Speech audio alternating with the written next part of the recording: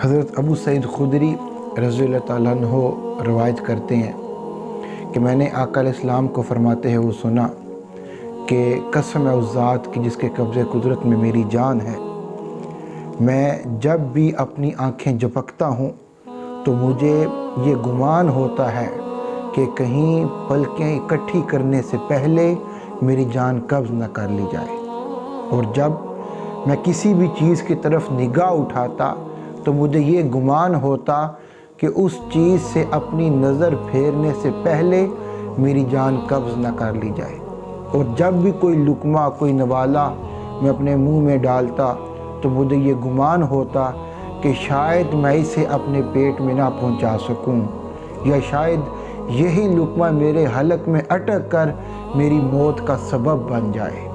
یعنی اس طرح آقا علیہ السلام ہر وقت